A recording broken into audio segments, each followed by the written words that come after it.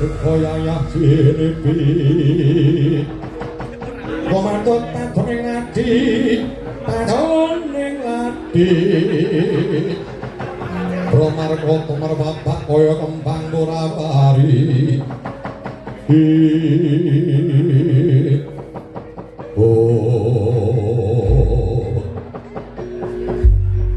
Wis pundi nggih kantun kula lan panjenengan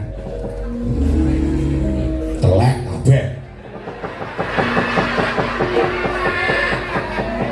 ketoke nyekuyung jebul meneng-meneng kula kerna kawan boten sronto sing manah kula ketapke wadon Brestina sampeyan itu ratu tunggal Malaya oh nggih yen ngaten nyuwun pamit nggih nggih hati-hati paman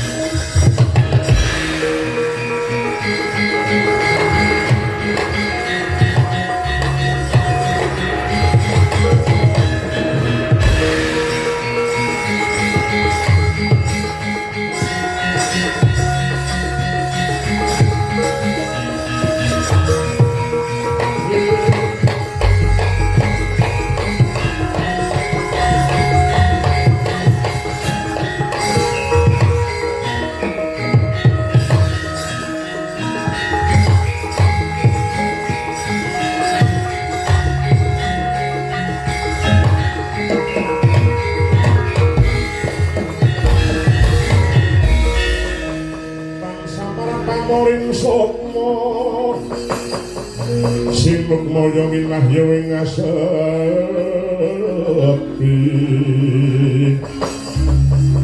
sining pentalaning kabu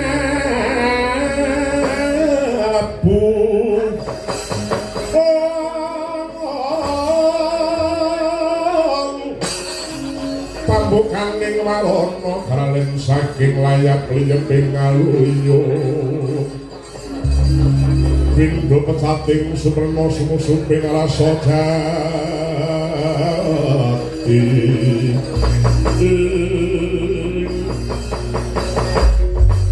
mengkono kok lan kuwi bilung wonten dawa pangandika ndarane wonten maring pangandika Sinuwun Prabu anane jeneng sira ki mau gak biji marak pirsaning sundine iki ana bab-bab ingkang bakal tak andharake ing pengarepanmu Estune manah kula niku ora diraget wong Banyumas segawani maring eneh pakeme beda carane beda nyumum wonten apa ndarane wonten apa jarane iki ngene Pak ingsun kepengin ngrampit negara Iranya Bumi negara Iranya Bumi iki negara kang sugih negara ingkang Gentah limpah loh jinawi terdasare negara akeh kanggutane lenga bumi utawa lenga patra. Lara sanget. Yang kok nganti pendidikan ingsun kuwawa ngerampit negara Iranya bumi iki mau bakal selewimbuh kuncara pendidikan ingsun. Lara sanget. Yang kok nganti dibagi lakon penjangkaku bungah rasane atiku. Penemumu kepiye to Gok lan kowe bilung? Kepareng kula badhe matur. Ning niki nggih rame-rame tetiring barang.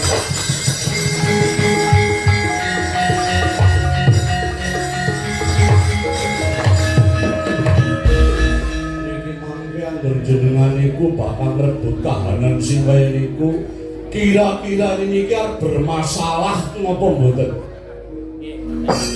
Jalaran apa? Niki mangke triwikan dadi grojogan temenan. Ya ora ta? Nah, grojogan ki mau iso ditindingi Kang Gogok. Kaya nek bilunge cara bonaku yo ngene iki, ora bisa kaya kowe. Suarane Sarawitet dening pelo temen kowe ngono. Ah iya ya sebenarnya ngene iki nek yo wis kene Gogok. Ora yo jogi ora kudu kakang, aku jakat Gok. Ngono ya oleh. Oh, ora Banyumas wong gogoku tak kepret raine mari-mari wae. Ini Sinun Prabu unggul maya kuwi padha karo arep ngelar jajahan. Ngalar jajahan. Mun negara gedhe kuwi duweni pamantu gedhe lan untuk jajahane jembal, bahan akeh. Ratu Abdala Raja ngono kae nek kowe ora apa-apa, Kang. Ya kaya gue kenal tapi yang ngelakune sing bener. Kira-kira ki aja piak awur-awur. Sing caranya nggone ngarane kuwi sing jiwa satria. Aja senengane nyabok lili tangan. Kuwi dadi bocah sampe melu wae. Nang dinding-dinding nang dinding-dinding. Ora-ora nuri kok wae. Ngentil apa sih ngentil? Ngintil goblok. Wong ngintil kuwi metu kok jalan. Iki wong metu. Ngentil kuwi mentil. Mentil nang bojomu mentil. Bawa-bawa. Pripun Ngene. Kanjeng Dewasi kados Wis sing terang-terang mawon ana kepripun iki kono ora mudeng kali itu. Iranya bumi iki mau pancene kedunungan kasekten ingkang luwih.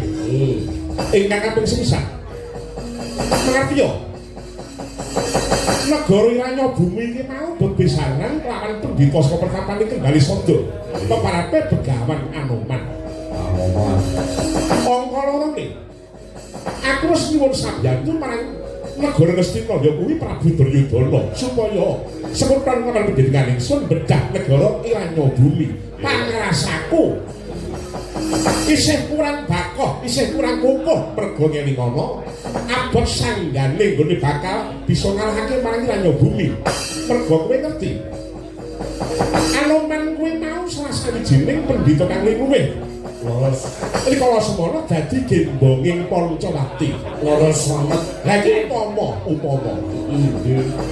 aku dina iki bakal gugah marang Gendruwo utawa Gandharwa arane Gendruwo Sukiban.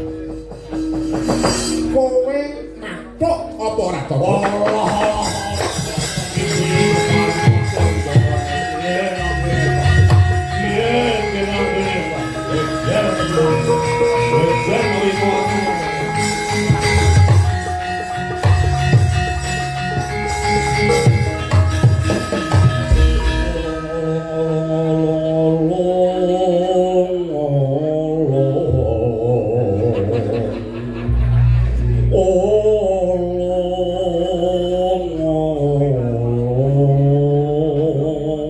Kendangnya tak dulu gentang blak keren blok.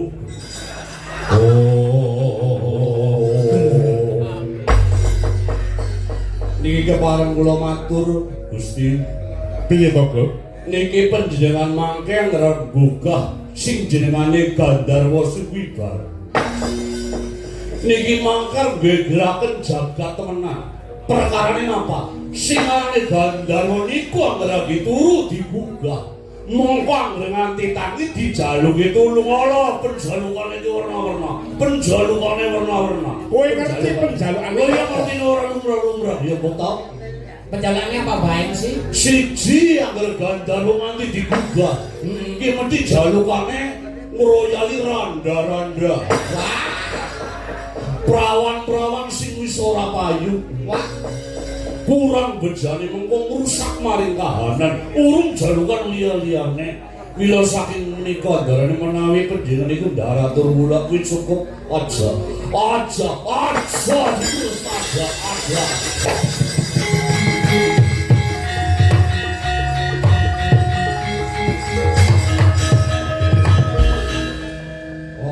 diterusno. Kakak kok. Iman. Kemarin matur meneh Kanjeng Dewaji. Iya. Bingung piye? Miturut kula malah engke dados gegayapun Kanjeng Dewaji menika yen kula malah nyarujuki. Lah, lho, kok ngono? Aku sarujuk lho, Mbak Kantok kok. Sarujuk sing kepriye barang-barang bener wis tujuan mriki kok kabeh. Bisane negara gedhe iki mau duwe jeneng kaya sing tak andharake iku perkara gendruwo dibuka jalur perawan ya wis ben mesti nate saya perawan murah kok. Ya kaya kowe yang ngotopi ki mengko ngrusak maring kahanan prime jajal. Loh, bisane ini dari malu-malu kayak resi. Kalau ketularan kepriman. Kira-kira ini mengko ngrusak marang kahanan. Iya bersih dijaluk randa-randa. Lah bojomu sing jaluk prime. Ah bojoku wis kantong perut tambah PR gendruwo. Ah bojone iki kae sentro mah. Ya ora boleh. Loro dadu. Nek aku tetep sarujuk monggo Kanjeng Dewaji. Niku wau gendruwo niku sunipat niku wau. Ning menawi cara kula jangan alias tidak boleh. Ini akan menimbulkan bahaya yang sangat akut. Cukup. Kowe abdi ngerti apa? Kowe iki mung bau saupamane. Kok ora. Oh, jas kula. Panguwasa tunggal negara tunggal malaya ki namung panjenengan ingsun Prabu Dewa Srami. Bakune piye carane aku bisa nggugah marang gendruwo utawa Gandharwa Sukiban.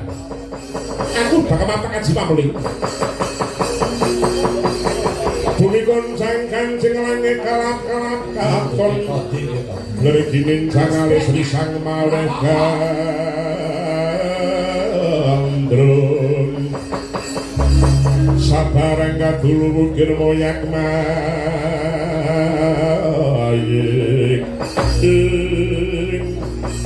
Wus golong tekate Sang Dewa Srami Buka parang rajaning jin silomangling lenggih Sang Gandharwa Sukiban Ora krasa Sang Dewa Srami nyangka bakal nggugah marang Pemala. Ya tingkem netrane miwah keling kecipta. Kang Denarah sanes asmanira Gusti nanging tuhu. Asmane Ibu Dewataning Panggoda Pangarung Sarana. Kaya ana swaraning guntur miwah tatit kang gumiring. Jelek padha sakala. Ana wujudan mengenge kaya iblis.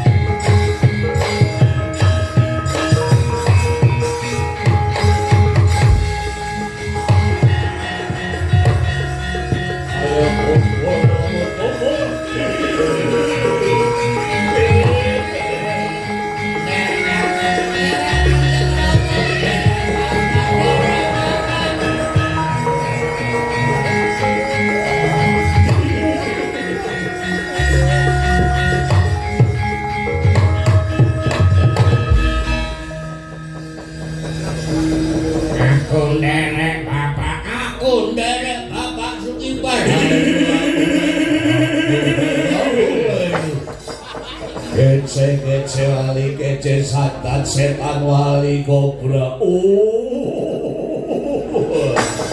Musik Ana tau ngopo Dewa Srani kowe gawe kawane kunggur kula ditetur. kowe bener sing jeneng Gendruwo Sukiban. Waras bener banget aku jenengane Gandharwa saka Banyumas. Tepungke bae. Ingsun nata Tunggal Malaya Prabu Dewa Srami ala tanpa rupaku putra Sandang Manikmaya. Anane aku dina iki nekake marang kowe wektu dina iki ana babak ingkang bakal ndak rembug lawan jeneng sira. Ana dawuh sing kepiye? Aku njaluk tulung lawan kowe sawadya dalan. Ingsun bakal bedah wujuding negara Iranyapura. Wektu dina kala mangsa iki ndak jaluk sabyantumu. Gelem sultan lawan panjenengan ingsun. Dina iki uga kowe ndak seraya supaya mateni ratu negara Iranyapura.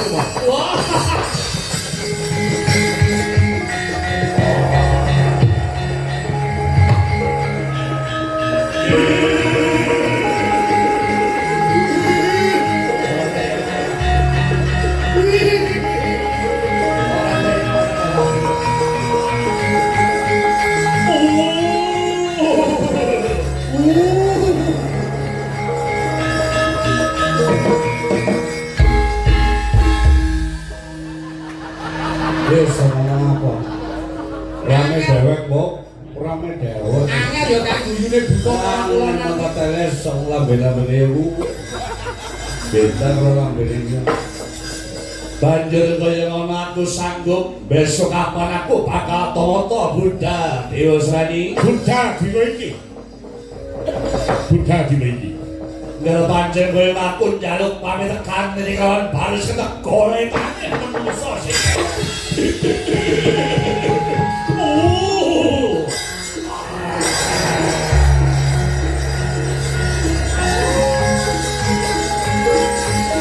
Musik beto. ya Musik.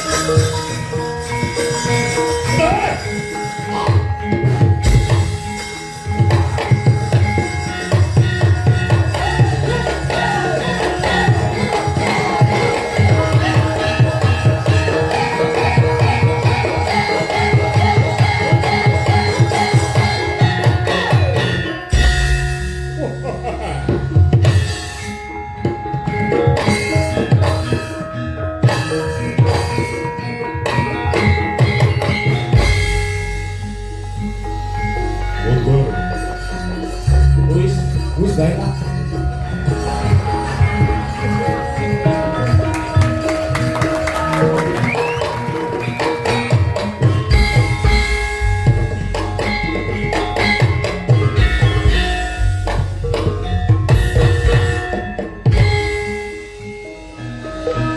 Thank you.